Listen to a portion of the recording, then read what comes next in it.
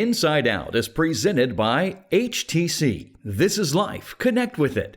And Magnolia's at 26th for good old-fashioned Southern comfort food where Mama eats. Along with the McGuire Law Firm. Be kind today and tomorrow. Temperatures are dropping and fall is finally here. Welcome to October's Inside Out.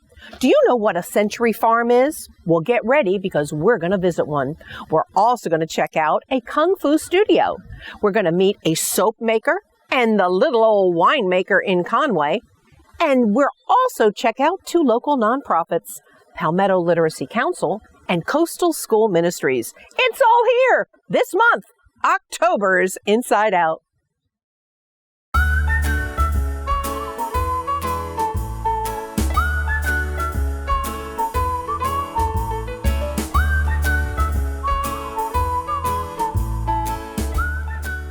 Well, most of you know this next guest. His name is Lee Calhoun, and for years he worked for Darden Jewelers in, Conway, Murrells Inlet, everywhere there was a Darden, he was usually there.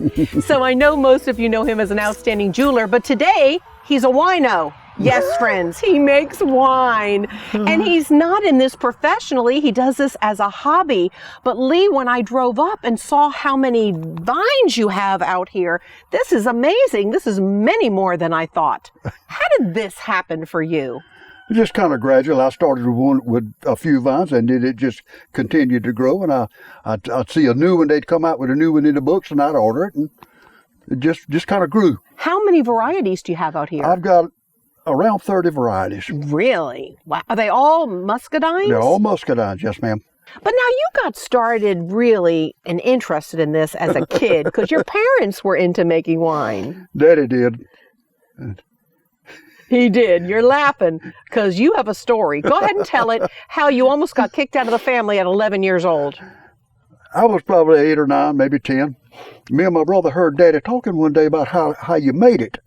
So we had seen a wild grapevine in the woods, had grapes on it. So we went out there and picked them and put them in a jug similar to this, corked it up, not knowing that you have to give that a gas an escape.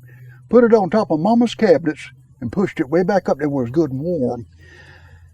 The next morning we were getting ready to go to school, and that jug went off. Grape everywhere. All that grape juice run right down Mama's white cabinets. Oh. When they sold that house, you could still see them. You're lucky to be alive today. And my Mama liked to beat me to death.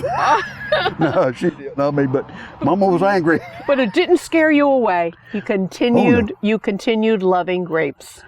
What's been the most fascinating or unusual thing you've learned about grapes over the years?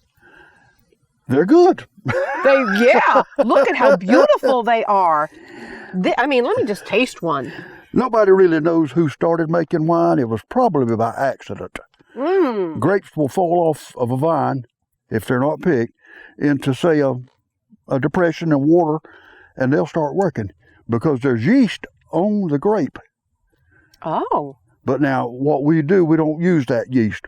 We crush the grapes, sulfate it to kill that yeast because it's a wild yeast and we don't know if it's a good yeast or not. After 24 hours, the sulfate disappears.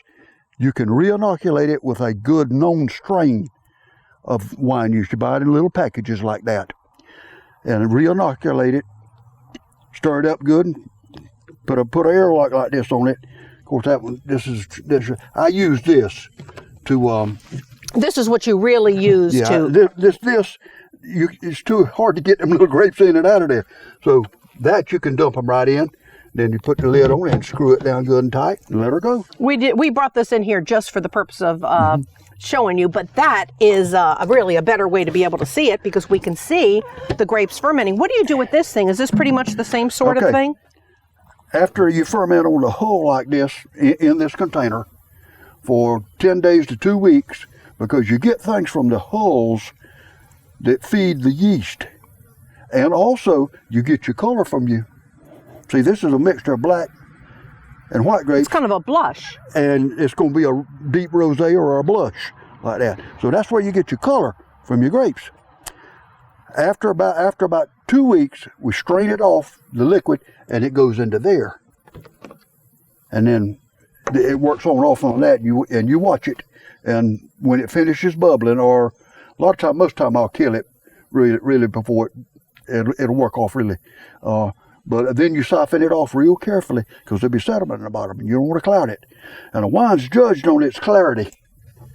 If it ain't clear, it hurts in judging like that. I mean, you don't want to drink something that looks like pineapple juice, really. Well, tell me a little bit more about this now. This particular wine took how long? From the time you got the grapes off to make that bottle? 2 weeks, 3 weeks? Oh, no, probably 3 months. Oh, so it's a lot longer fermenting process than I thought. Yeah. Wow. Yeah. But it takes a while for it to clear. It'll slowly clear, and a sediment will develop in the bottom. And you can just take a tube and siphon it off carefully so you don't cloud it. Mm-hmm. And then that's called racking. And you do that 2 or 3 times, and each time you rack it, there'll be less and less sediment in the bottom till finally it'll quit. These grapes have too much acid to make wine just with the juice. You have to dilute it with water. Mm-hmm. And I've got a test kit, and I test it. And it's got to be a certain percentage. Your black wine is red wine is a certain percentage, and your white wine is a certain percentage. Your red is more acid than the white. You poured some for me earlier. It smells good. This is more like a dessert wine, isn't it? Oh, yeah. This is very, very good. Thank you. Yes, because it is like a dessert wine. This would finish you off. You wouldn't want to eat, drink this with a steak. You don't drink much of this kind of wine. I mean, you drink enough of it and get sick off of it. Yeah. You wish you were here. Whoa. Well, tell me a little bit more about the process of growing the grapes, because I know there's got to be a female and a male somehow. Uh-huh. There's 3 types of grapevines. Give me the birds and the bees story. Okay. There's male vines, female vines, and self-fertile vines. Now, prior to 1940, self-fertile vines were not known. If you had a vineyard, you had to plant 4 rows of females and 1 row of males for pollination. So that meant that 20% of your vineyard did not produce anything, but you had to have them. Somewhere around 1940, somebody found a vine up in North Carolina that's what we call a self-fertile vine. It both has grapes, will bear grapes, and it pollinates. So that was a boom to vineyards. So now you don't plant males. You plant females and self-fertile. Now, how about this little grape? Well, that's the only grape I got, and I said all I had was muscadine, but that is a muscadine California grape hybrid. They're called pixie grapes. They taste different, though. Yeah, what's there to not love about that? That's delicious. They taste like what you buy in the grocery store. Mm-hmm. So, Lee, I want you to pour yourself some wine so we can toast each other on the way out. And before we do that, I want to know, if someone wanted to get into a hobby of making wine in their own backyard, it's possible, because look at your beautiful grapes. What advice do you have for them? Well, go online and put muscadine in it, pull it up, and read all you can on it. Go to the library and get a book on it and read it. Muscadines are not hard to grow in this part of the country because they're native to this part of the country. That's what we have wild in the woods. Sure. You can order these vines. Most of those vines come from a place called Isons in Georgia. They are the premier muscadine people in the South. They ship internationally. Wow. They're a big concern. But if you got a question, all you got to do is call them, and you talk to one of their growers. He can advise you. And like always, when you're planting anything, make sure you get a soil sample from Clemson so you get off on the right foot. Toast, my friend. We might be social distancing, but we can still have fun. See, friends? How about it? That's good. Oh, you got to pour me some white on the way out here. Yeah. Let's taste the white. Yeah.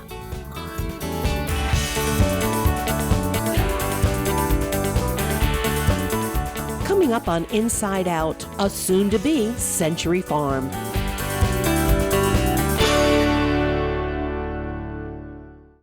No matter where the day takes me, HTC provides the high-speed internet services I need. HTC delivers faster speeds, 24/7 local tech support, and free in-home Wi-Fi right here to Horry and Georgetown counties. As trusted community members serving up world-class internet service, I know HTC will keep my family connected to what matters most. Because you are here, and so are we. High-speed internet starting at 100 megabits per second. Call today. HTC. This is life. Connect with it.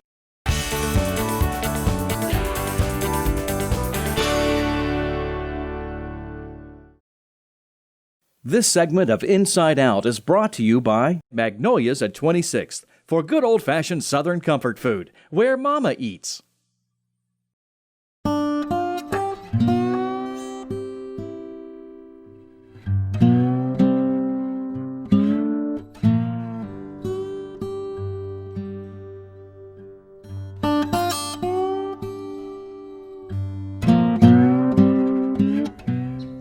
Welcome to the Burgess community. We are here on a farm that will soon be designated as a century farm, a farm that's been in the family for 100 years or more. Meet James Small. He's the owner of this farm and he grew up here in Burgess.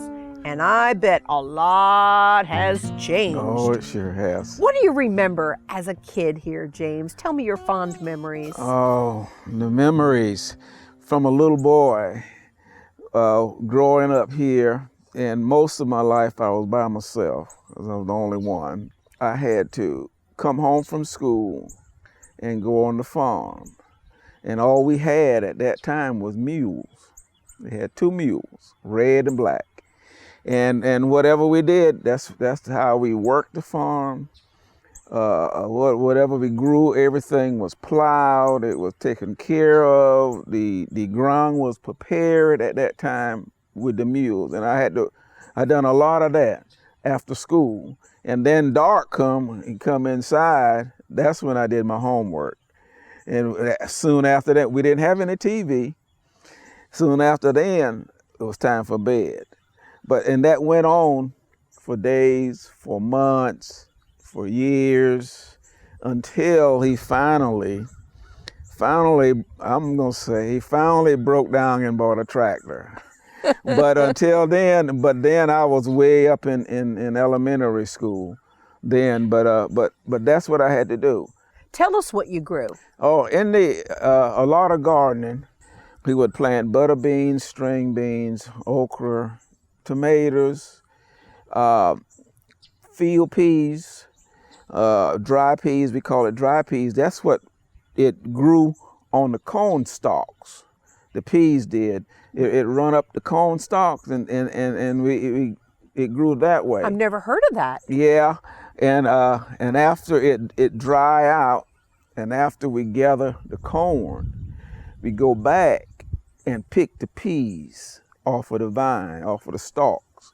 They'll pick them and they'll put them in a sack, and get the sack full. Then we'll beat the sack with a stick. We'll beat the sack, turn it, beat it, and then empty it on a sheet.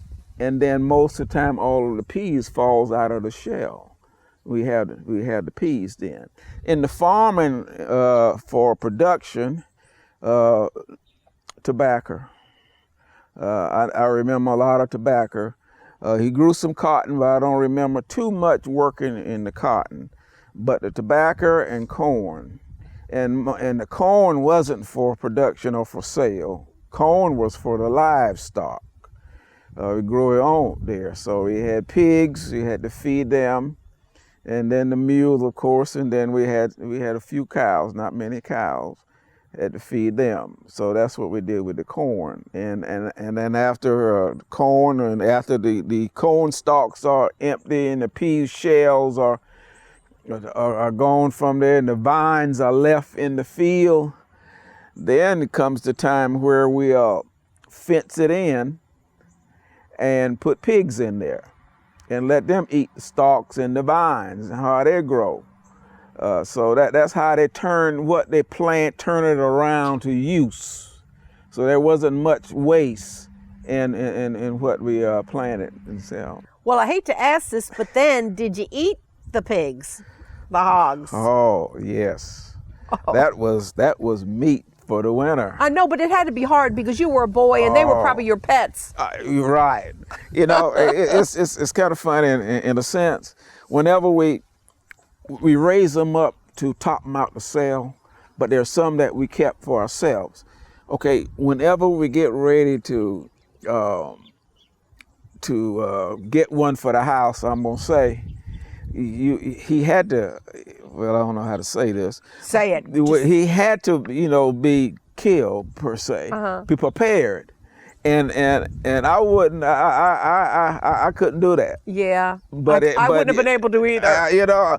But yet again, whenever it was done, right over here, we would dig a hole in the ground, put water in it, and put the pig in it, and turn it over and over, and keep bringing hot water to wash, to soak the hair off of it. Then we will scrape it down. Now, this wasn't done just by Henry Small or our family. This was other families in the area. They joined in because we did more than one at a time, and that's how we prepared the pigs. And then after, our grandparents, they would clean them out, and the chitlins, which I loved to death, they would hang them up and clean them. All of that, the lice, most of the hog was used.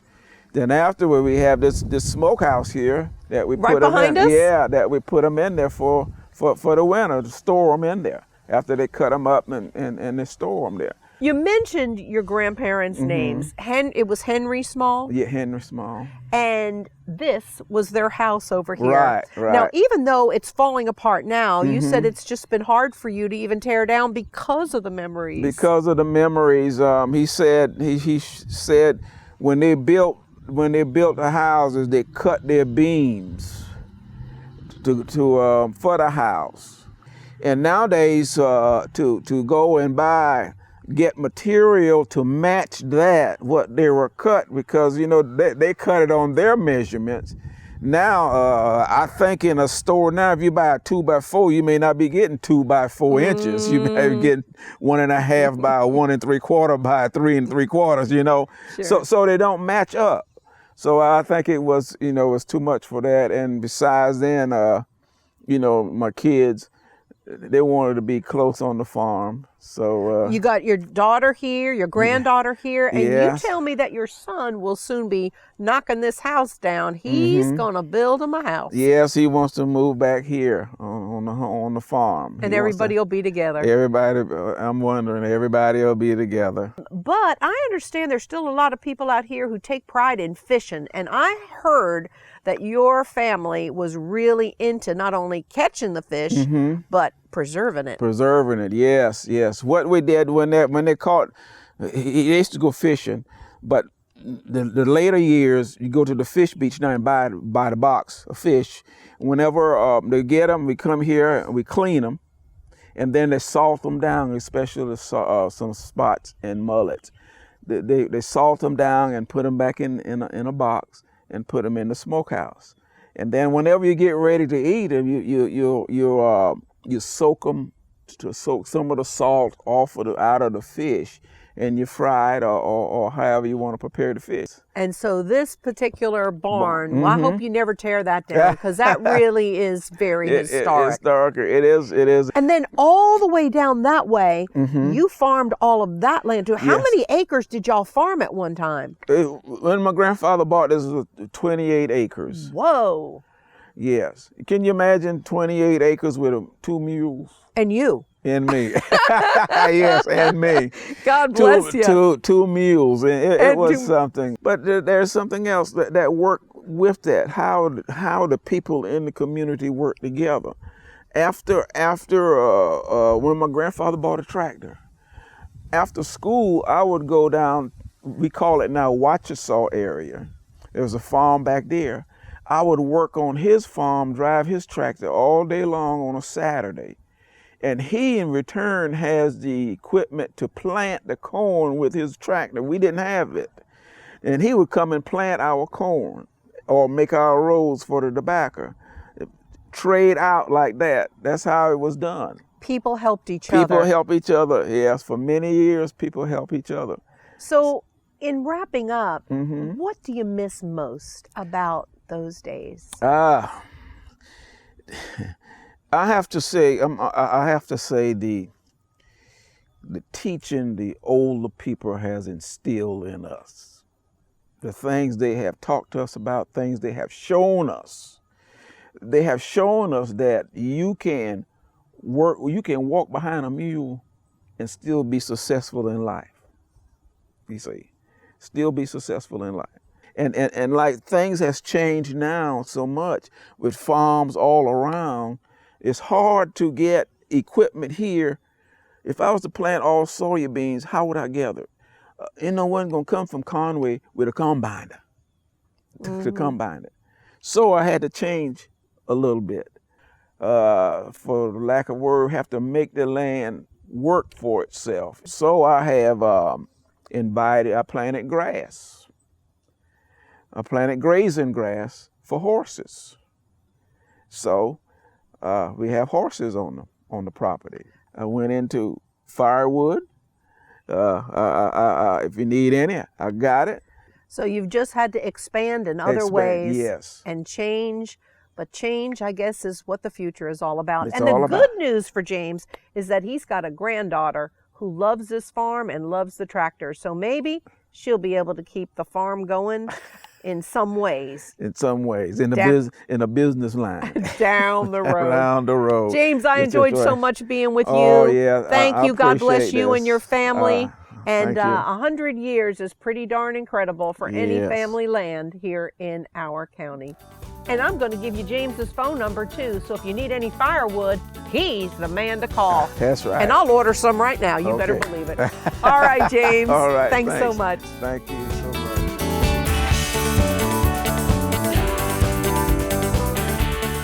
Soap maker Mary Robusto joins us next on Inside Out.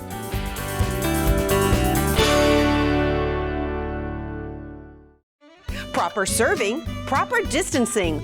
We're into safety at Magnolia's. Our staff now plates your food with all your favorite choices from the buffet, salad bar, and dessert bar. And it's still all you can eat. There's also breakfast, evening, and an expanded Sunday buffet. Mama says she can't cook it that cheap. Plus, the kids will love the yummy ice cream machine. Magnolia's, good old Southern comfort food. It's where Mama eats.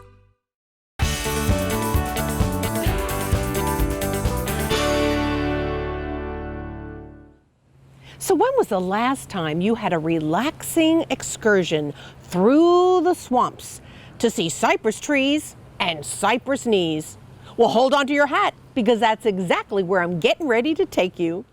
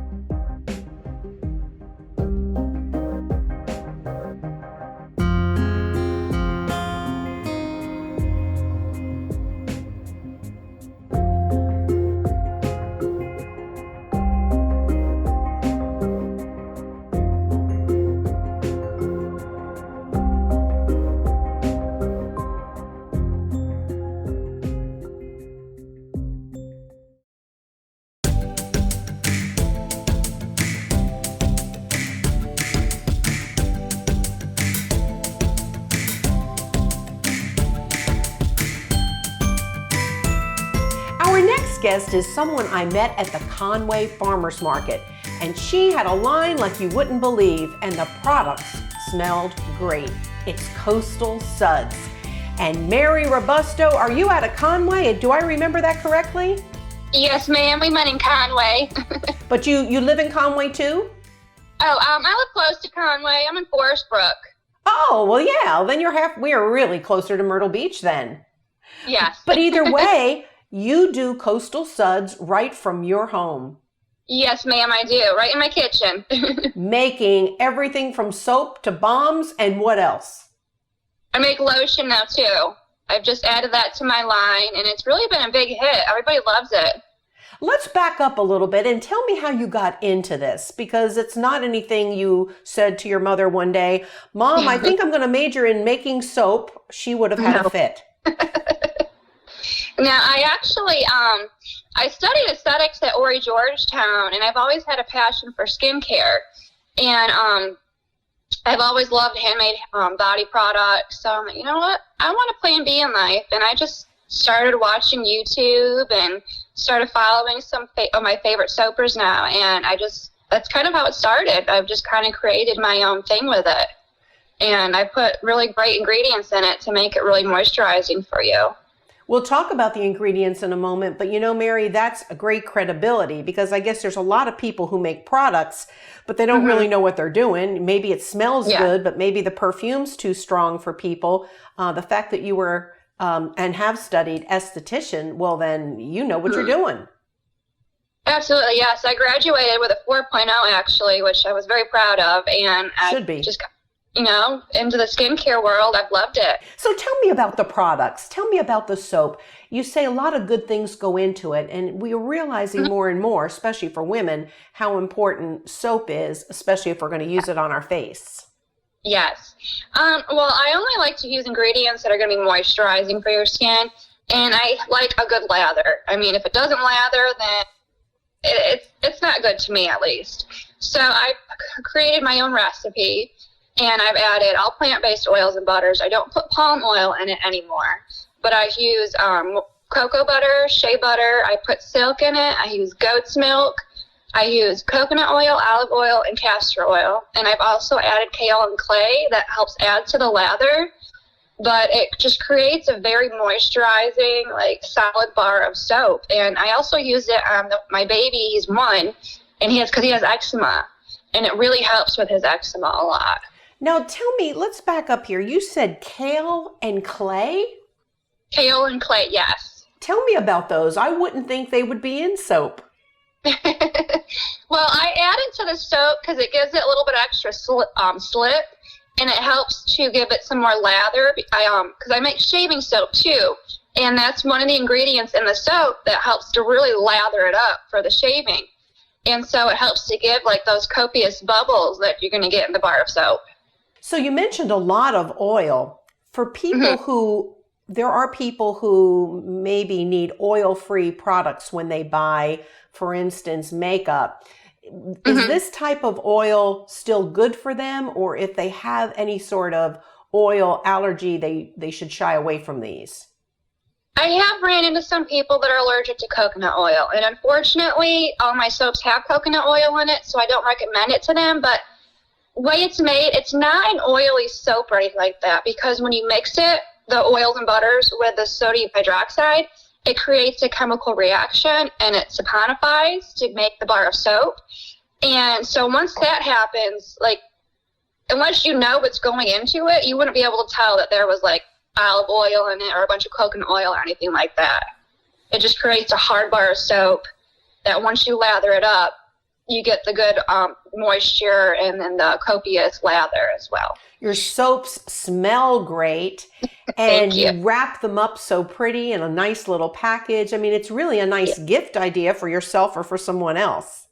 Absolutely. I have people that buy them as little gifts for a friend that's coming in town and staying with them, or they're already starting to buy them for Christmas presents, for stocking stuffers.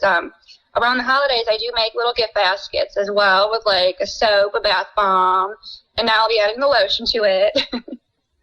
Tell me about the bombs, because everyone tells me you are the bomb when it comes to these bombs. Thank you. Well, again, for those, I only put moisturizing ingredients in them. And like cocoa butter, shea butter, I use the coconut oil with, there's dry ingredients that go into it as well, like baking soda, Epsom salts, cornstarch, and citric acid. The citric acid is like a food ingredient, but it's what helps the bath bomb like fuzz up in the bathtub. And it's like a little Alka-Seltzer in the bathtub. But I like that. Alka-Seltzer in the bathtub. Now that turns me on.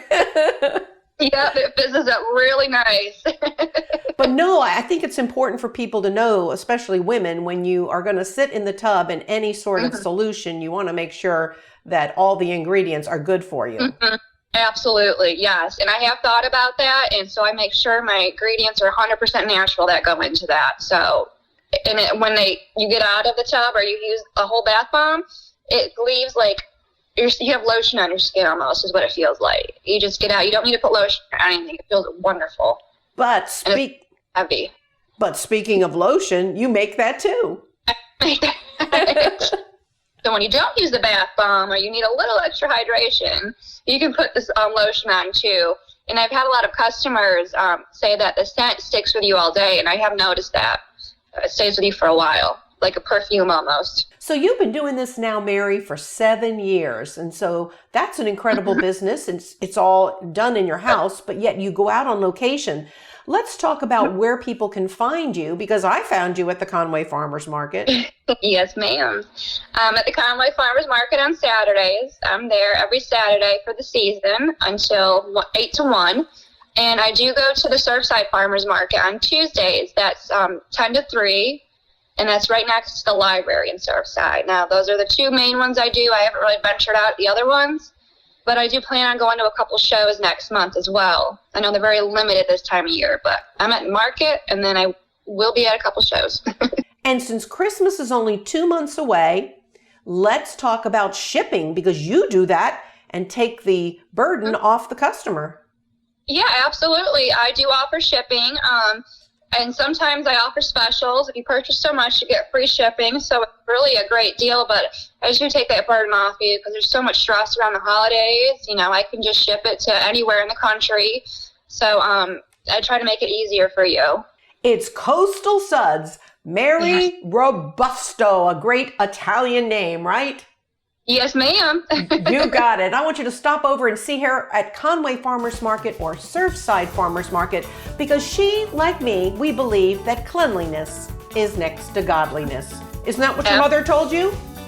Absolutely, yes. My mom told me that too. Thanks, Mary. You're welcome. Thank you. Bye-bye. It's all about Kung Fu for all ages. Stay with us. As fellow community members, HTC believes in helping friends and neighbors protect what matters most. With integrated home technology, I can control my home and security system from my smartphone. HTC Security makes my job easier and keeps my world running smoothly. No matter where the day takes me, HTC brings reliable, world-class security right here to Horry and Georgetown counties, because you are here, and so are we. Upgrade your security with the video doorbell from HTC. HTC. This is life. Connect with it.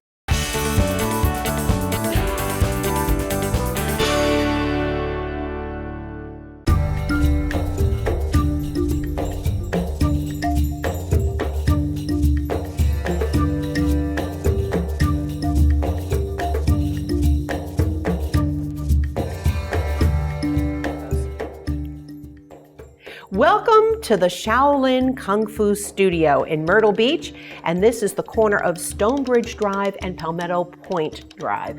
And the place is magnificent, but you're going to be really impressed with this man. His name is Shane Rowan. He happens to be one of the owners here at the studio, and he's a black sasher. We'll find out what that means in just a moment. Tell us about the studio. Well, we teach Shaolin Kung Fu, Northern style. We teach Tai Chi Chuan and Qigong along with meditation. I don't really understand any of those. However, I do know that you have children here, women, and men. So kind of tell me a little bit more about, what falls where.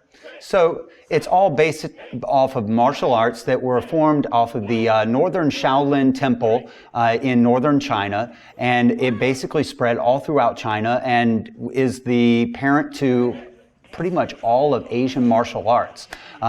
Kung Fu specifically is an external martial art where we do punches, kicks, elbows, and other strikes similar to what you've seen through MMA or other combat sports. Tai Chi is also, and a lot of people don't realize this, is also a martial art. There's even instructors that don't even realize that Tai Chi was originally a martial art, although it also has good health benefits like building your balance, your strength, increasing your oxygen intake to your body, your cognitive thinking. And then, of course, Qigong is directly translated to energy work. We aren't just working with the energy on a metaphysical aspect. We're also working on our physical body as well, learning how to stretch and move our bodies so that we can efficiently build ourselves up. And then meditation, obviously, is a whole nother animal. You are using that to clear your mind and relieve the stress that we build up through our day-to-day life. There's people who probably think that this is great for self-protection. I want you to address that. Absolutely it is. And not just in the manner of throwing punches and kicks, but situational awareness is one of the things that we teach in here. Our first rule of self-defense is don't put yourself in a situation where you need to use your self-defense.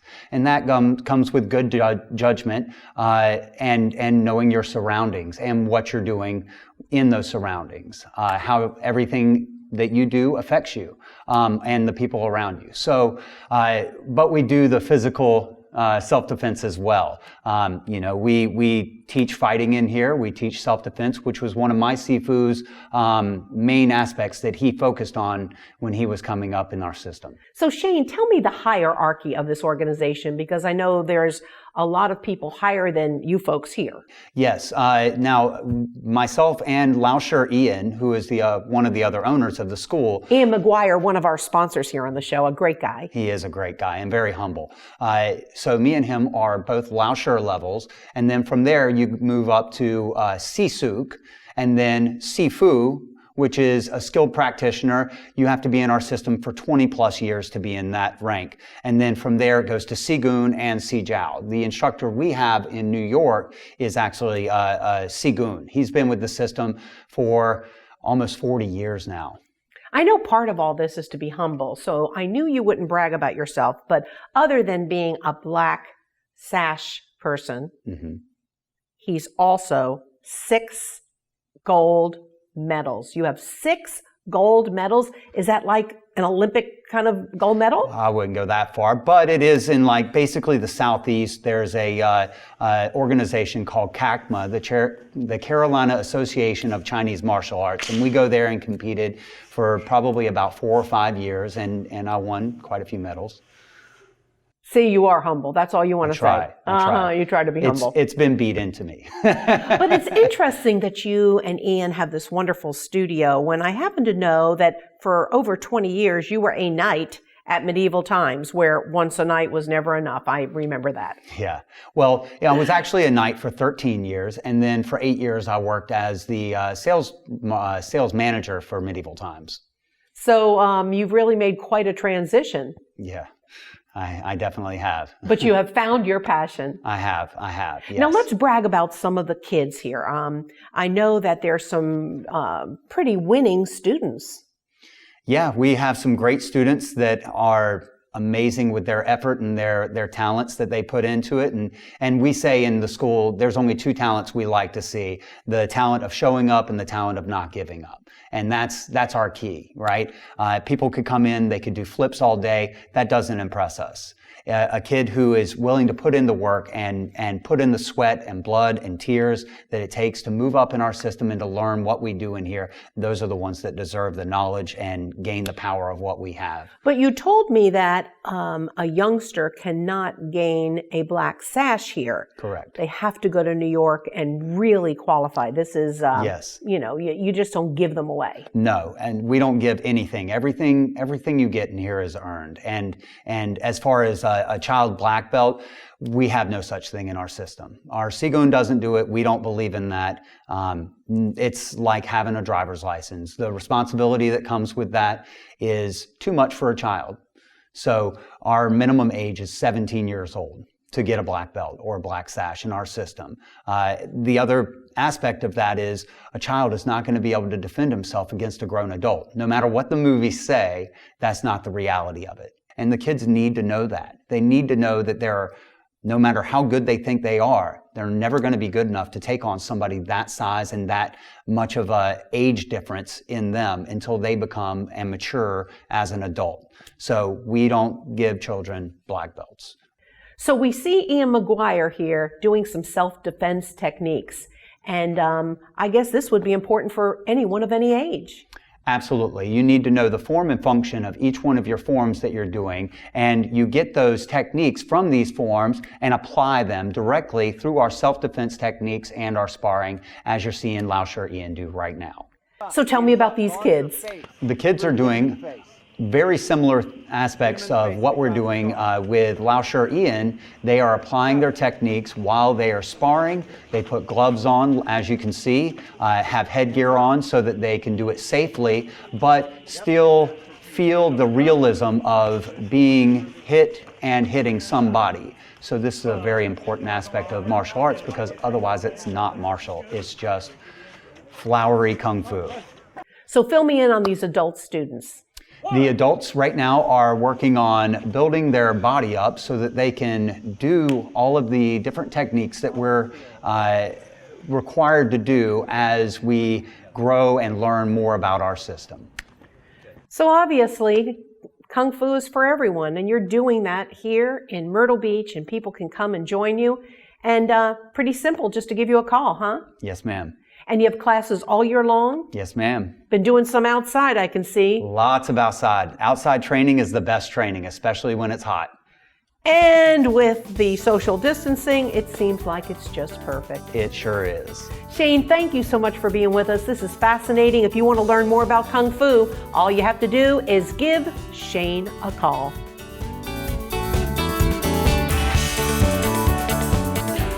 Palmetto Literacy Council is a new nonprofit, and they need volunteers. It's coming up right after this break.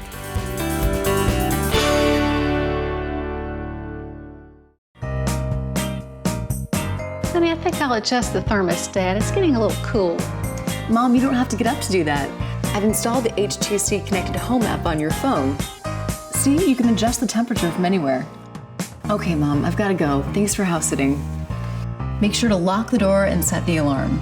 No problem. I have everything I need right here. HTC Self-Install Kit, $0 with 36-month monitoring commitment. HTC, this is life. Connect with it.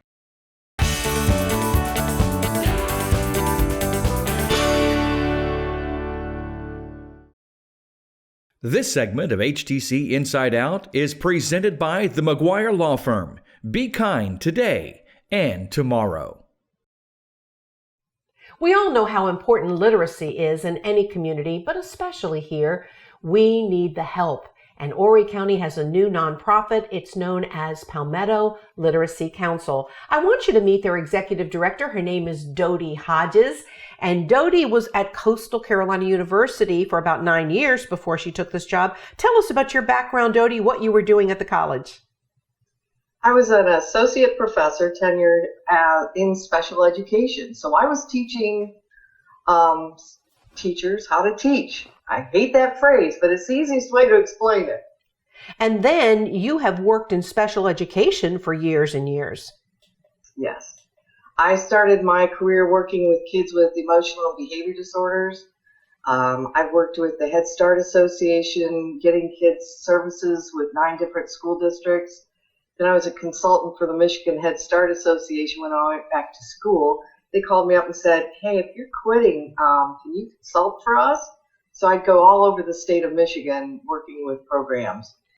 You've had the perfect background, which is why the Chapin Foundation hired you for this. And let's mention the Chapin Foundation and what part they have played in making our community better through this nonprofit. They're the ones that reached out to me and said, let's start a literacy center. We need a literacy center in Horry County, a place where people can go for all of their needs in literacy. And we think you can do this. Yes. And that frightened me. But you're doing it beautifully. Tell us about Palmetto Literacy. Exactly what do you and all the volunteers do? We provide 2 hours of free tutoring for children and adults who are struggling with basic reading, writing, and math. So we just want to get people to at least the 6th grade reading level, because at that point you can read the newspaper, you can read whatever on your phone. You can take care of yourself and read for enjoyment. I guess those of us who have never had an issue with literacy because we were taught very young don't realize how difficult it would be to drive. You can't take a driver's license. You can't read the street signs. You can't read the Bible. You can't read any, like you said, newspapers, magazines. It's a terrible thing to not be able to read, and no one should be embarrassed about it. You can't help it that you didn't learn early on. You know, special education is a relatively new field. The federal law started in 1975.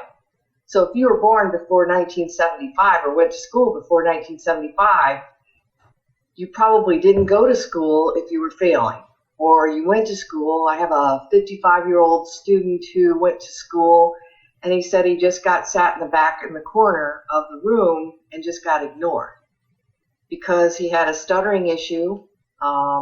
Fluency is what we call it. And he just really struggled in school. We sat down and he was reading at the 1st grade level. And I have to tell you, he's got a 4-year-old granddaughter that he'd like to be able to read a book to. And it just, you know, we were high-fiving and fist bumping. Right. And he was really working at sounding out the words. But I got back to my office, and I have to be honest, I kind of wept. I kind of just had to have a moment because it made me cry that he had gone all through school. And at 55 years of age, not being able to read, how frightening that has to be. A lot of our children have been identified as having a learning disability. And a learning disability is just, you've got your average to above average IQ. You just struggle with putting information together. Even dyslexia. Making things. Dyslexia is a part of a learning disability. It's just figuring out the strategies to help them learn better. So when we looked for our reading programs, that's what I looked for, were programs that were evidence-based. Our grade 2 through 5 reading program, every story has a graphic organizer. And it's a way to, the most popular graphic organizer is a Venn diagram, 2 circles that interlock. What that does is it helps the students put the information in a place that they can go back and look and find. Because a lot of times what happens is the kids just put the information in their head and it kind of gets lost. Let's talk about the need for volunteers, because you can't do this all by yourself, and so you need people to come forward. How many hours a week do they need to donate to the program? 2 hours. 2 hours of tutoring. Most of our tutoring occurs in the libraries. Right now the libraries we can't tutor in because they're not open for any longer than 30 minutes. You can browse for 30 minutes, but you can't stay for an hour. Chapin Memorial Library has offered us a room to go in and provide some tutoring there so we can get a few kids. But we opened our doors August 1st, and by January we had 10 students matched. And when we shut down, we had 22 students matched. I had 7 appointments made to match up 7 more kids, and I had over 30 kids on the waiting list. Wow. And I'm saying kids, that's children and adults. Because everybody's a kid to me. I'm so old.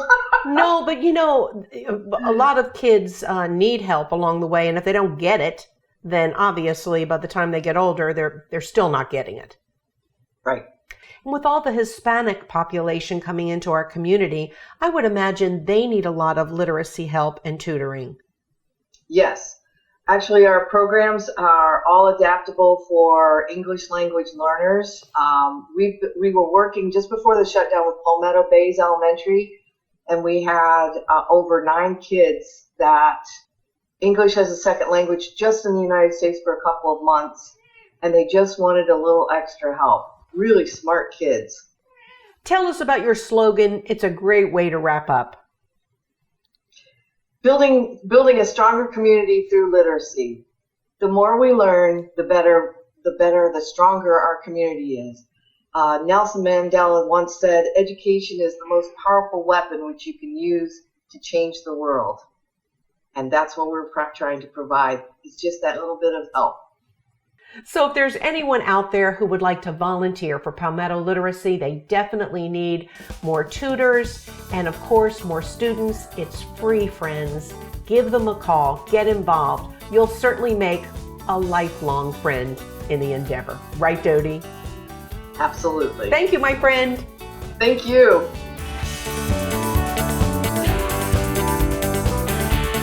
Learn all about Coastal School Ministries here on Inside Out next.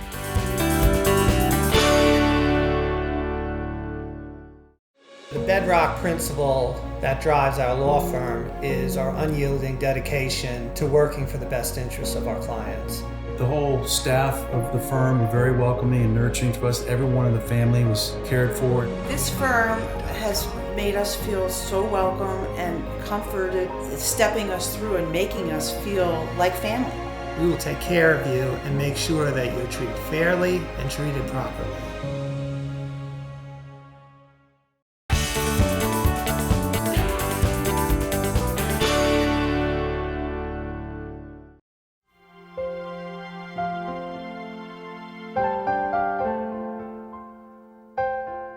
Our next guest is in Aner, and his name is Clint Hardwick. He's on the board for Coastal School Ministries. It's a wonderful organization throughout Horry County. He's going to be talking to us right now about what's happening in the Aner community with Coastal School Ministries. But Clint, welcome to the show, and tell me, what is this organization all about? Thank you, Diane. Coastal School. What Coastal Schools is it's the release time Bible study. And if you're not familiar with that, what it allows us to do, it's legal in the state of South Carolina, that we can bust the kids off of the school property during their regular class periods every day and teach them an elective where the Bible is the textbook. So we'll have several periods during the day where they get the Bible as a class. And if it's high school, they get credits towards their graduation with that. Obviously, this has been going on for quite some time. Has it been pretty successful? It's been really successful. We haven't had it in Aner that long. We've only had it in Aner about 3 years now, but it's been very successful all over the county for the past 6-7 years. There's 9 schools, right? There's 9 schools in all over the beach, Aner, Sockasty, St. James, I think North Myrtle Beach, but it's been very successful. The students really respond to this in a miraculous way. That's the only way you can put it. It's miraculous. I heard there's about 1,000 kids on the waiting list right now to be in the program, but you really need more funding. We do need more funding. It's crazy. We've got 1,000 kids waiting to take this class. And like you said, we need more funding so that we can get out there and reach them with God's word. And I'm sure since there's only 9 schools who have Coastal School Ministries, you'd like to see it in more schools as well. So therefore, you need more volunteers, don't you, Clint? We need more volunteers, but we've got areas where we really need to have a conversation with the community. There's not in Conway, this is not in Conway, in any of Conway schools. and it's not in Loris yet. Now, we have had a conversation in Loris, and we have really high hopes to getting a program started in Loris, but Loris and Conway are on our radar. So the funding, I'm sure, reflects needing a bus to transport the kids, but I'm sure you have to pay an instructor. You got books, the Bible. Some of the kids have never had a Bible. So there's some expenses involved, and I guess you just need a committee to get on the bandwagon to raise money. We do. We need some people to step up. You know, it would really be nice if there would be some churches that would step up and get behind this, but we really need the funding. All churches have a benevolency committee or funding, and so it seems that churches would want to step up to the plate and help these kids learn more about God. Yeah, you would think so, and there are some churches that have done some phenomenal things for us, and we've been rewarded in some crazy ways. We've seen a lot of kids in Ainer take this class and lives have been changed forever. But the truth is that a lot of churches are a little competitive. You wouldn't think it would be that way, but there's some competitiveness between churches, and sometimes they let that get in the way of doing kingdom work. Mm-hmm. So right now schools are back in session, and you've got kids waiting in line to take this as an elective. And I would guess you certainly want to make sure that, you know, you're going strong by January. You need help. That's right. We've decided to stay out of the school system the first semester. We didn't want to use the funding that we already had and take a chance, because we really don't know what the schools are going to do, whether they're, you know, I know what they got planned, but we wanted to be able to go in strong during the semester, and we were really afraid we'd have to get started and stop. So we decided to pump the brakes and wait till second semester to come in.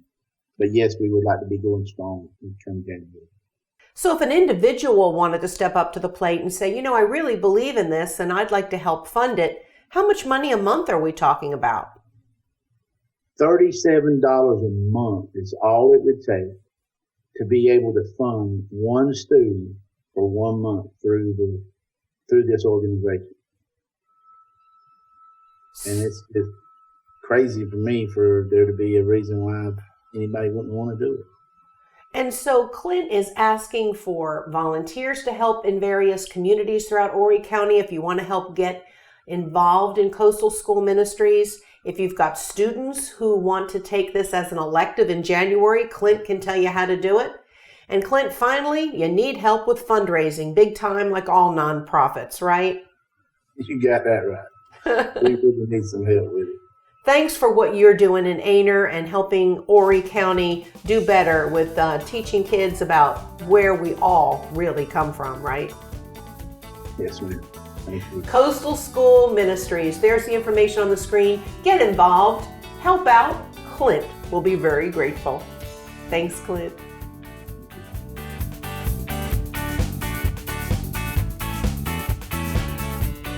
So I know y'all are wondering where we're going next month.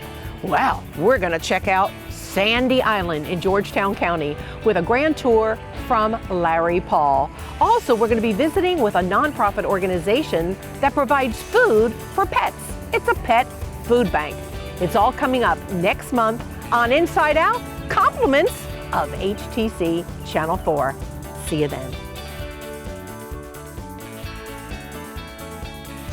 Inside Out is presented by HTC.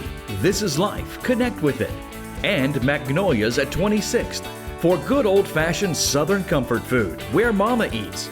Along with the McGuire Law Firm. Be kind today and tomorrow.